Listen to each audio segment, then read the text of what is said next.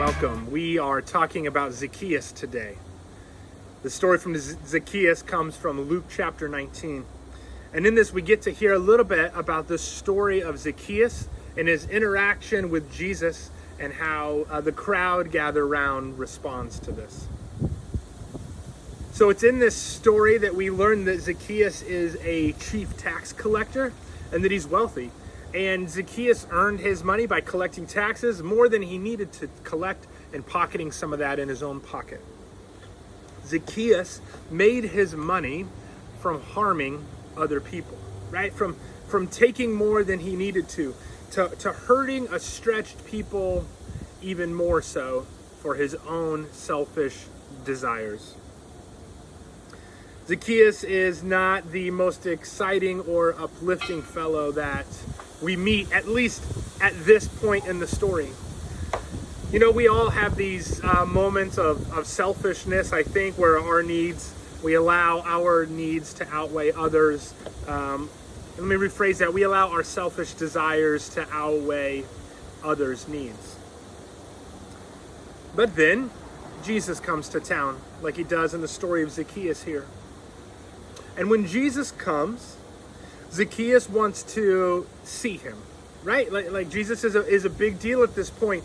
Where chronologically, we're looking at the Gospel of Luke, 19 chapters in. That doesn't always have a lot of takeaway from it, but one of the things we can take away is that means Jesus' ministry has been relatively established at this point. People know who he is. The crowds who are gathering around to see Jesus have an understanding that when Christ comes, he is going to hang out with the poor, with the outcasts, with the people who need healing, with the people who need love, and he's going to offer something to them. He's going to care about those who the rest of the world seems to cast aside. So Jesus is coming, and Zacchaeus climbs up in a tree and waits for Jesus to pass by. And when Jesus passes by, he looks up and he sees Zacchaeus, and he says, "Zacchaeus, come down, for I'm coming to your house tonight." Right? He's going to stay with Zacchaeus. He's going to have dinner with Zacchaeus. And the crowd gets pissed. Right? They get pissed because this doesn't make sense from who they understand Jesus to be.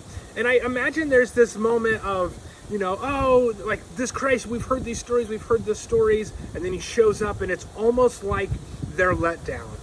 Like, what the hell, Jesus? Right? Have you ever said these words? What the hell, Jesus? Maybe you've just thought them, right? Maybe you haven't had the courage to say those words out loud.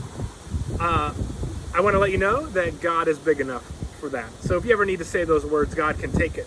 And the reality is that usually when we say those words is because we don't understand something fully.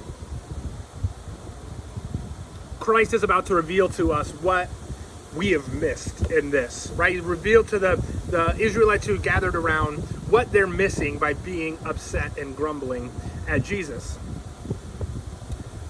And it makes sense, and I want us to make sure we understand why they're upset, right? Zacchaeus is this oppressor who used to be one of them, but now is oppressing them, right? So he's like a traitor, he's an oppressor, he's hurting them. Everybody's well aware that he's taking more than he needs to. He's using his power to hurt others.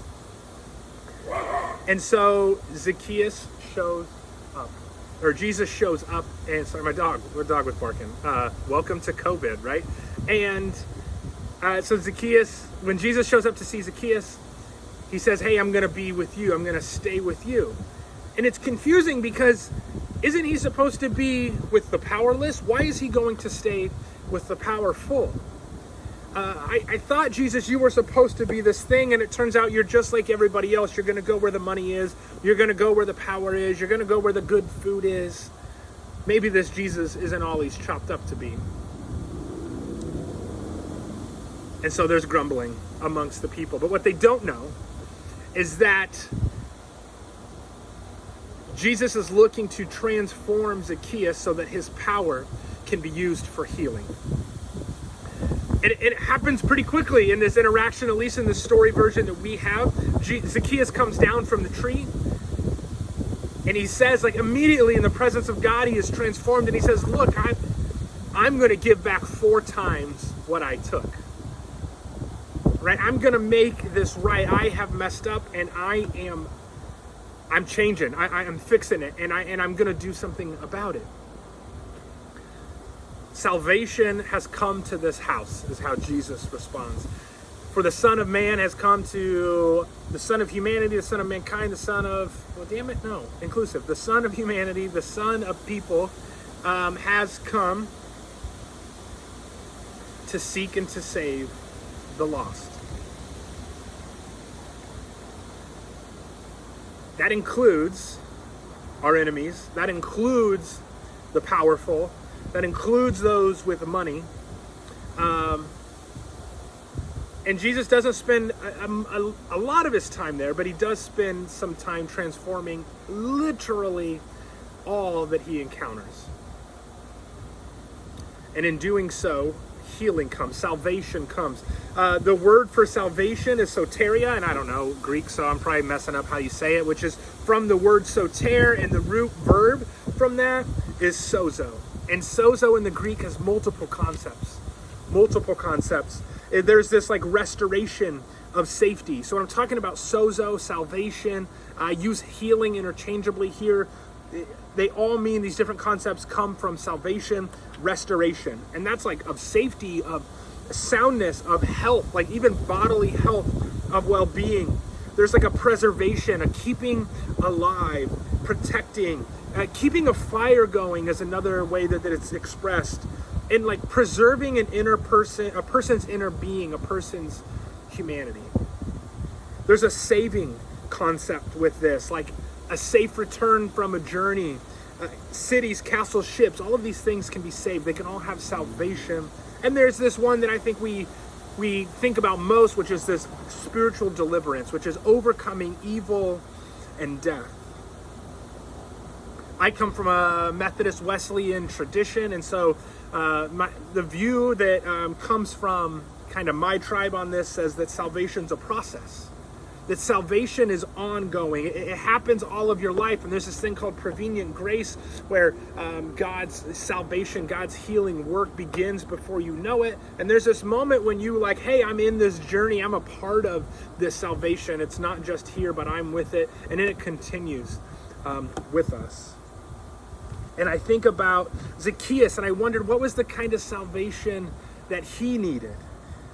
What did he need salvation from? What did he need sozo from? What did he need healing from? Right? He was in danger, right? In a danger, maybe because of how much hatred he had, maybe there was an element of people wanting to harm him. That wouldn't be unthinkable. But there's a different danger, an internal, when people hate you, you begin to internalize some of that, and it begins to wrestle inside of you and eat you up. And he needed saving from that danger of his shame, of his grace, and Christ has come to offer that sozo, that healing, that salvation for him. There was a lostness, right, that Jesus refers to seek and save the lost, to seek and bring healing to the lost. Zacchaeus had an identity before, and it is changed by his greed. And here is a chance for him to regain his identity as a person of God. And he needed to overcome the evil of choosing these desires that weren't from him. And so I think we need these different types of healing. We need mental healing. We need emotional, relational, social healing. We need forgiveness. We need spiritual healing. And that comes in different ways. One of the ways it came from Zacchaeus was repentance. Zacchaeus realized kind of where he was and how he was letting his own selfish desires kind of eat him up. And there was a moment in the presence of God where he realized that he needed to seek forgiveness.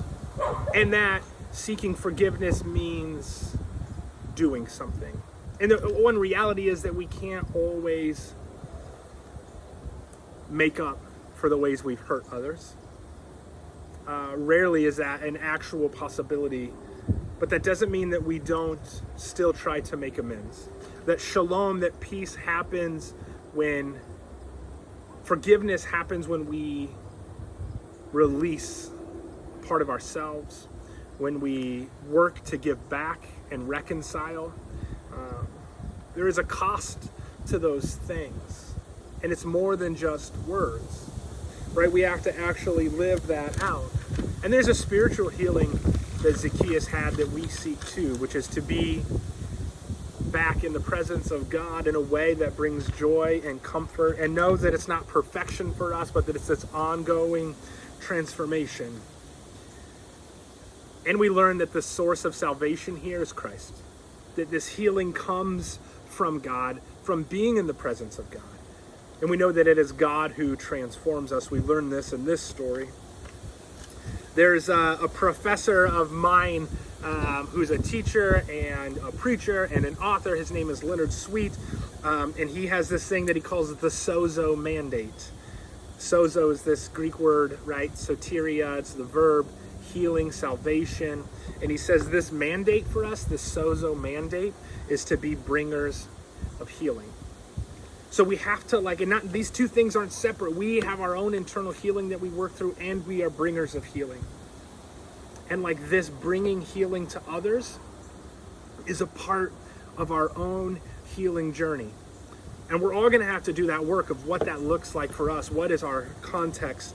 Where is forgiveness? Where is bodily wholeness? Where is spiritual aliveness? Where is mental function? Where does this all come in together? We have to do this individual work.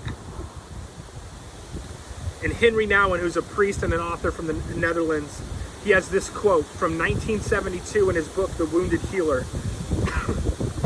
And it resonates with us today in a time of COVID, in a time of pandemic, in a time where we need healing. This resonates. We don't know where we'll be in 2, 10, or 20 years, right? Yeah, we already agree there. We don't know where we'll be from now.